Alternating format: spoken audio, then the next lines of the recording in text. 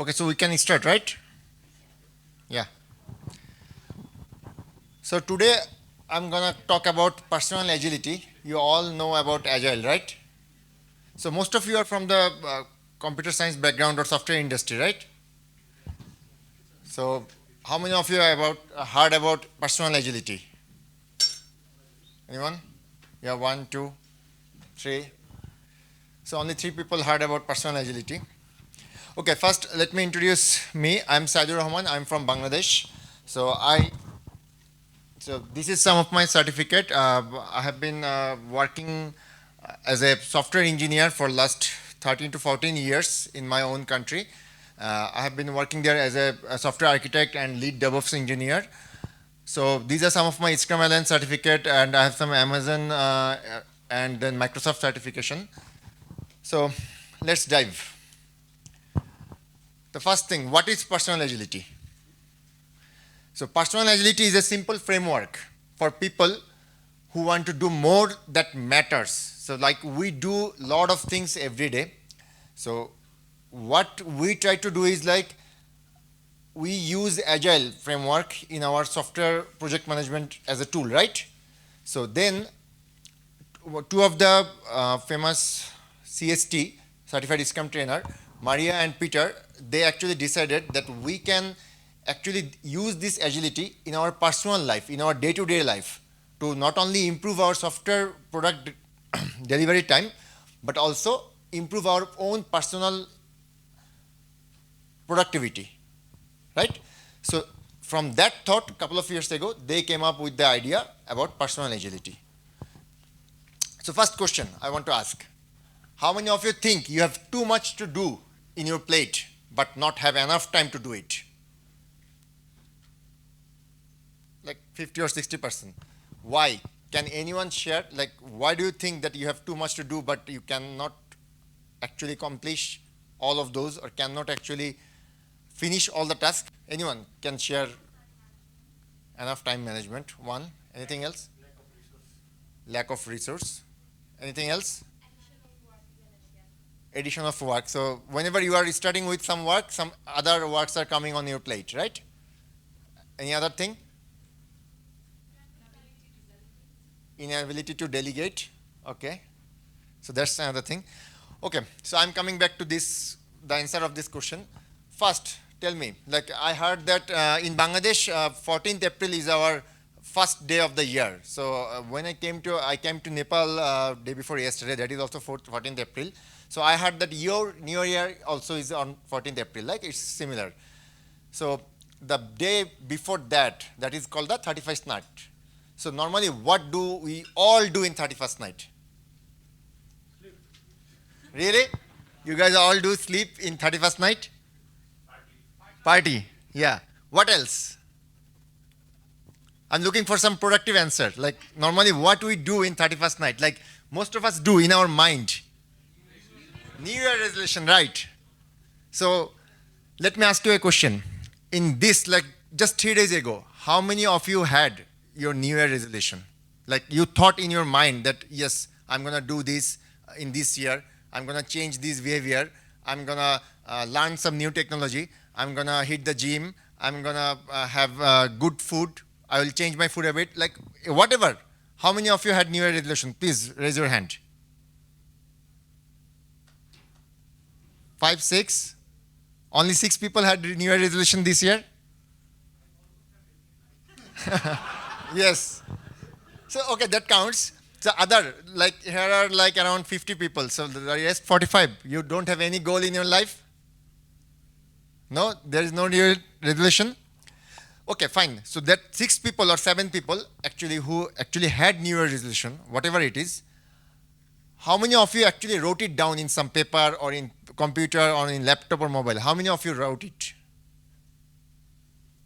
Okay. 3, 4, 5 people, right? Okay, so it's just 3 days ago. So let's rewind our life 1 year ago. In 2021, how many of you had New Year resolution? Again, 5, 6 people. So at that time, how many of you actually wrote it down in pen and paper or anywhere else? So did your like resolution was completed? Yes, so that's the thing I wanted to emphasize, that if you have some goal, if you have some plan, if you just keep thinking in your mind, and if you don't like visualize it every day, if you don't like write it down, if you come back to it, if you do retrospective, then probably at the end of the year you will see that you didn't do it actually. So that is very important. So I'll come back again to that later. So these are some of the 6 powerful questions that I want you to ask yourself. The first one, what really matters? We are talking about personal life, whatever it is, like your family life, your friend's life, your working life, everything belongs in the personal life, right? So what really matters? So as you said, some of you that you have too much to work and you start working, then some new works comes, right? So you need to ask yourself that what really matters. So if everything matters, then actually nothing matters. So you need to figure out what actually matters in your personal life. And normally in personal agility, what we do is we divide our time by week. So in the beginning of a week, suppose your working holiday is Saturday, Sunday, right? So Monday is the beginning of the week. So Sunday night, normally what we should do is we should plan that what really matters for next 1 week. It cannot be 20 things. It cannot be 15 things. It has to be narrowed down. So then, before we go into that, what did you accomplish last week? So it's kind of a retrospective. You know about retrospective, right? So what did you actually do? What did you actually accomplish the last 1 week? So that is important. Then what could you do this week? Like there are lots of things. Then of all, suppose you write it down, there are 20 things that I need to do, but you know for sure that you cannot do 20 things in a week. So of those things, what's important and what's urgent, you need to prioritize that list. That out of these 20 things, these 5 things are most important. These 5 things are urgent to finish. Then, and all of the things which are important. And finally, the last question is, if you stuck doing any of those, who can help? Like how you can get help, like from whom you can get help. So these are the things you need to ask yourself. So when you are planning for the next week, so ask these questions to yourself, write the answer wherever you want, like in pen and paper or in your computer, in your mobile, and then narrow the things down. Like you cannot do 20 things or 15 things, narrow it down to 3 or 5 things, and then start the progress. So there are normally 3 steps in personal agility. The first step is focus. That is the most important, one of the most important thing. Focus means here clarity on your goals. So you need to know what you want to do. So let me share like 2 stories of my life with all of you. So anyone recognize this picture? Where is it? That Singapore. The hotel's name is Marina Bay Sands, right? It's like, it's at that time, like 8 or 9 years ago, it was one of the like very few 7-star hotel of the world. So I had an experience with that, so let me share the story. In 2012, I just started like my career 2 or 3 years back. So me with 2 of my cousins actually were planning to visit Singapore. So we went to Singapore. So with our like 2 or 3 months salary, savings and everything. So we went there. So obviously we couldn't afford to stay in Marina Bay Sands. Like it was introduced in 2000. Lot about that infinity pool. You can see there's an infinity pool. The swimming pool is here in the top right corner and bottom left. So it's in actually the 110th floor of that hotel. So it was the first infinity pool of the world. Now there are lots of other pools. So I heard so much about it. So I really wanted to visit that pool. So we went to Singapore. We stayed in some cheap hotel. We 3 cousins went there. So one day actually we went to visit that hotel. And it was a huge hotel and it was a like gorgeous hotel. So then we are asking around that how we can go to the top floor, to the infinity pool, because that was one of my checklist that I have to do. Then we got to know that it's not possible. Actually, this pool is available only for the guests who are actually staying in that hotel. And there's a service lift where you have to give the key card, hotel room key card, to access the hotel and to access the lift and to go to the 110th floor. So when you got to hear that, like I became really sad. Like that was one of my checklists, so I couldn't do it because I cannot afford to stay at that hotel. So then what we did is actually we roam around for a couple of hours, and then like, you know, in South Asian, what we say, one thing that is called jugar, right? We managed somehow. So we found a service elevator, actually it's in the back of the hotel, which actually will take us to the 110th floor.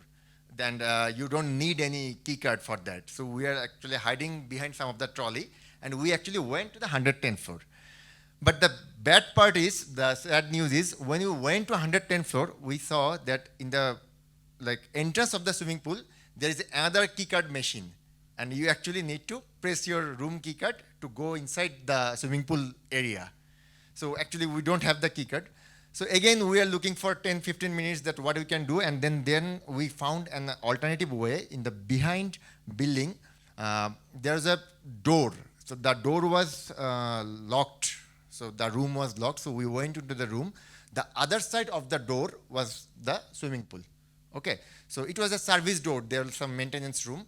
So that door was actually, until this height, it was actually covered, and there is a glass from here to up 3 feet. So we three were standing in that area, and we are seeing the other side of the door is the whole swimming pool. Like we are seeing kind of the second top right corner view. So that was the view that we are seeing from the outside of the door. So I really wanted to get into that pool or swimming to that pool, but that was not possible. So in that door, I was seeing that you can see the beach chair, right? The pool chair. So one little guy, he was like 6 or 7 years old. He was actually sitting on that chair. So I was just 5 feet away from him, but the opposite side of the door. He was sitting on there, and he was eating some chicken fry and French fry, and he was dipping his legs into the pool. So I was so jealous of him that he is so lucky that he actually couldn't avail that thing. So anyways, we were there for 2 or 3 minutes. So and then it was not legal, so we had to actually come down. So when at that night, first couple of hours I couldn't sleep, that I wish I could go into that pool. Then I realized something in my mind, that guy is lucky that probably he was born in some rich family, or he was there, but with not his own ability. He was there because his parents probably had that ability, or gathered that money and time and everything, that they could bring their son into that swimming pool. So at that day, I realized that, and I promised myself that one day I'll come back to this hotel, I'll get into that pool with my own ability. So that was in 2012 in August. So that was in my plan for next 6 years, that I have to achieve that thing. So in 2018, and the same date, the date was August 15, I went to Singapore with my wife. So, and we actually stayed on that hotel. And we used our own key card this time and went to that pool, and I showed her, my wife, that chair, that was the service door. I was standing opposite of that door. So that day I realized that if you actually plan something, if you really actually want something, and if you actually work really hard for that, maybe it will take some time, but actually you are going to achieve it. So that is one thing for me that is resembles to focus. So if you actually focus on something, and if you work hard on that, so you can do it. So now let me share another story. A couple of years ago, I actually went to Portugal with one of my friends to attend one of the conference. So there was some fun game was happening besides the conference. So we actually attended that game. And then when we came outside of the conference hall, we saw that there was a shop who was actually giving burger, and actually it was sponsored by some organization, and it was a free burger. So there was a huge line in front of the burger. So I asked my friend that, okay, let's go. We are actually hungry, so let's go have some burger. And he was like, no, dude, there's a huge line. I was like, dude, free burger. He was like, no, it's like huge line. So then I actually like went to the burger shop in the side, and then I asked them, and then I actually got the thing. There are actually three or four different types of burger, like beef burger, chicken burger, and camel burger. So the huge line was for the camel burger. So if you are like, if you want to take any of the burger, like without any specific choice, you don't need to actually stand in the line. You can go and have the burger. But if you want a specific burger, like camel burger, because that was really popular, so actually you need to stand in the line. So then we had some normal regular chicken burger. That day I realized that there are two types of people in this world. Like they see the world in two different ways. So one way is like, I can see only those things that I want in my life. That is the one way of seeing the world. And the other way is like, those people see only the things that will create problem to get what they want in their life. So I was seeing only the burger because I want that. And my friends were seeing only the line that was preventing him from getting the burger. So he actually was not like, he was really reluctant to going forward to ask about or to know. But when I actually asked around, and I got an alternative solution that we can get the burger without also standing in the line. Because I got to know, because actually I went forward for that, right? So now you have to decide that which category you want to like drop in yourself. Like you want to see the problem, or you want to see the solution, or see the thing that you want to achieve in your life. So these two things belongs to your focus. So whenever you like plan your personal agility book, so the first thing you need to see that there are thousands of things in your life, but which things are most important. Okay, next step is visualize. That is really, really important. So this actually, the example resembles with the 31st night resolution. So I have a personal glass board in my bedroom, like besides my computer. So there is a huge glass board. It's a like 3 feet by 2 feet glass board. I have installed that. So whatever comes in my mind, whatever I want to do in next 1 week, actually I write it down in that board. So the benefit is the board is all the time in front of my eyes. So like I wake up from my bed, I see the board. I came into my room, I see the board. So I plan these 4 things or these 5 things I need to do in my next 1 week. So whenever I see the board and I see that this item was written, but I didn't start it, I started to have a guilty feelings that I was supposed to do it, but I didn't do it yet. So I have to start. That constantly ringing in my head. So that I personally found that it's really helpful. Like if it is always in front of your eyes, you cannot actually skip it for long. You have to like give in. You have to do it. So the board is like one visual thing. So it's not mandatory that you have to install a board. You can write it in your mobile. You can write it in your wallpaper, in your screensaver, in your laptop, or wherever. But write it down somewhere. Whatever you plan, don't keep it in your mind, because then it will be very easy to like skip or forget or like to go away from that. So whatever you think you need to do, write it down somewhere. So that is called visualization. The last and the most important part is accountability. Can anyone tell me what is accountability to you? What does accountability mean? Anyone? Accountability means answerable to your action. So whatever you do, you have to answer. That is called accountability. It is not responsibility. Some people actually mix it up with responsibility. Responsibility can be shared with someone, but accountability cannot.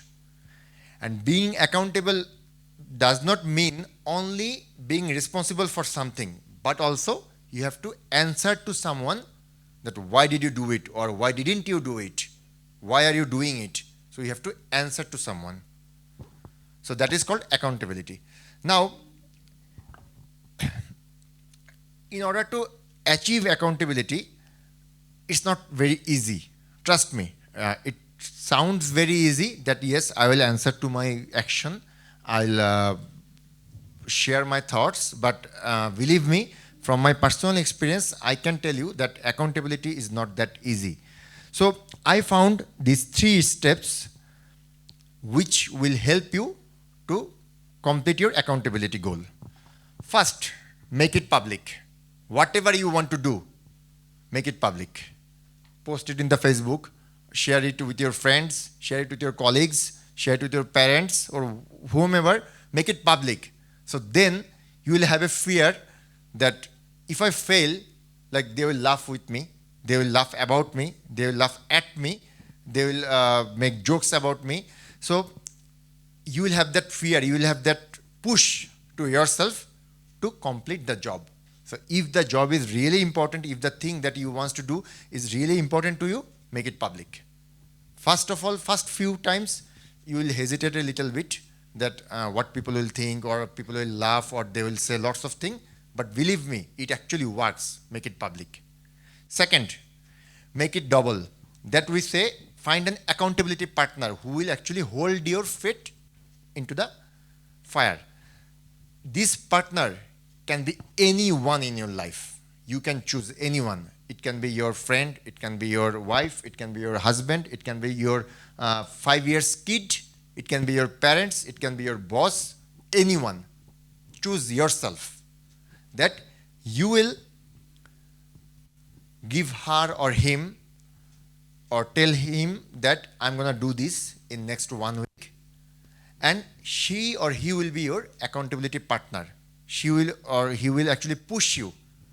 Suppose if your 6 years son, you say that in the beginning of the week, suppose you want to learn JavaScript. Okay, so I don't know JavaScript. So I want to learn JavaScript. So I told my 6 years son that, Baba, I will learn JavaScript. I will start actually reading 1 hour every day about JavaScript from this week.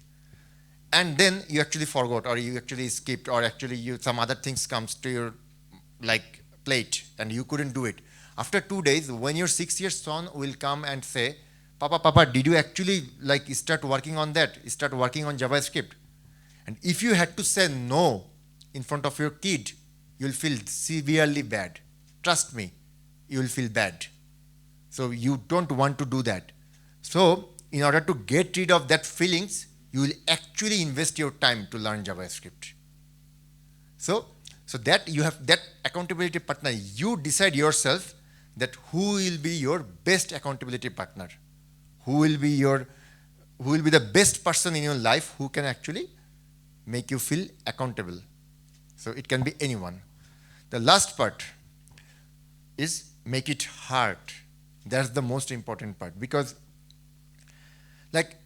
in Bangladesh, I found that in this South Asia, we have that similar mindset, same culture, like Bangladesh, India, Nepal, Pakistan. So we have the same mentality. We always want to get rid of work, avoid ownership. So we had that mentality from our childhood. So the first 2 things, make it public and make it double, most of the time, do not work with us. We are that kind of shameless that even if we make it public, people are laughing at me, still I am ready to skip or I am ready to go away from that because I want to invest my time with friends or party or other thing. But believe me, from my personal experience and from lots of shared history, the third part, make it hard, it actually works. So you have to do it. So just let me give you an example. So I always wanted a feelings for having a good physique for myself. So I always wanted a couple of years ago I was really thin. With this height I was around 58 or 60 kg. So you can imagine how thin I was. So I always wanted to have a good physique. So I, as you all of you, I always had that New Year resolution that I'm gonna hit the gym this year. I'm gonna eat healthy this year. Then I joined the gym and then I went 2 days and then I didn't go as usual. Then I bought some dumbbell and some gym equipment at my house, I did the workout for 3 days and then again I skipped it for a couple of days. So it never worked out for me. So I try to make it public. In my board, that glass board installed in my room, I actually wrote it down that this is like some measurement. I put it down that I want to achieve that kind of figure in 6 months. So my cousins, my friends, they came into my room, they saw the board, they laughed at me, and it didn't work for me. Like I didn't start working out. So I did a couple of days and then again there was a long gap. So I was never up to that. Like I was really busy the whole day.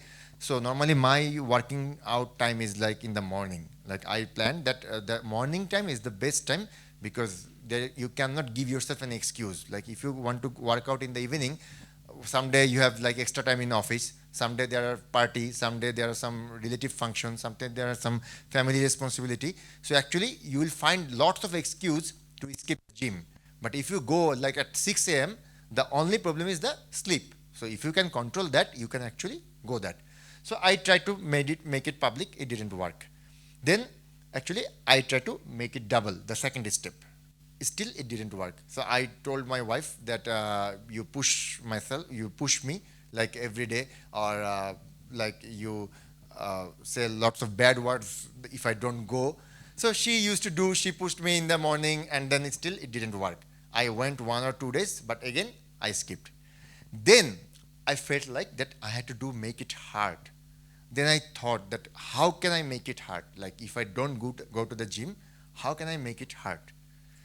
So again, you have to find your own way, how you can make it. So what I did, actually, I thought a lot that what will hurt me most if I like skip this thing. Then I found that in this subcontinent Asia, that one thing that hurt us most is money, is the Nepali rupees or Bangladeshi taka. So what I decided, I told my wife in the beginning of a week that I'm gonna give you 5,000 taka for each day. So I'm gonna give you 35,000 rupee, suppose, in the beginning of a week. So if I go to the gym the next day, you will return my 5,000 taka. So if I go to the gyms all the 7 days, I'll get back my 35,000 taka. But if I skip one day, then you get to keep that 5,000 taka. And she was the happiest person. Like, yes, because my previous track record was like if I go to gym one day, I skip next 3 days. So she was already started planning that what shopping mall she's gonna go the end of the week because she's gonna have. The amazing thing is, from next morning, I didn't need an alarm to wake up at 6 a.m. I wake up at 5:45 a.m. automatically because I had the tension that if I skip the gym, I'm gonna lose 5,000 rupee. So, and after that, for the next 6 months, I skipped gym only for 2 or 3 days out of 180 days. And at that time, my wife was furious because she was sure that she's going to have a lot of money to go for the shopping mall. But every week, she has to return me back that 35,000 taka. So I found it like, because that would made me hurt really bad. So you have to figure out what will actually make you hurt. What will actually, so it can be money, it can be anything else. So you figure it out and you give this leverage to your close ones, that if I don't do it, then use it against me and feel free to use it. And once or twice, let them use it, and then you will see that you cannot skip whatever is in your plate, whatever. Then all the excuse that you gave that you are more things to be in your plate, you cannot do delegate, you cannot like time management, you will see that everything will be followed automatically. So when you have to like answer to your actions, right? So these are the basic tips about personal agility. So I just want to finish with a couple of things that we should leave this session with these 3 notes. So first one is you are stronger. You are way, way more stronger than what you actually think. Most of the time you think that you cannot do it. But if you really want to do it, you can actually do it. Second is you can do anything in your world. Anything. And last is you yourself is enough. You don't need to delegate to others. You don't need to like, sometimes obviously you need somebody's help, but you yourself is enough. So next, one slide I want to show that we always heard from our parents in our childhood that always dream big, right? Have you heard it? Dream big. So then for your dream, what is the limit? What the word we used to hear, that what is the limit? What should we set our limit? The sky is the limit, right? We all heard it. Actually, I differ a little bit. For me, nah, sky is not the limit. Your belief system is. So if you think you can do it, if you think you can go above sky, you actually can do it. So I used to see like lots of English serials. So one of the serial was my favorite, that was called The Suits. How many of you saw it? So there was a famous character like Harvey Specter, right? So I loved some of his quotes. So I'm just gonna finish my session with one of his quote. That is this one. Life has only 2 rules. First rule is never quit. Whatever you do, never quit. And the second rule is always remember rule number 1.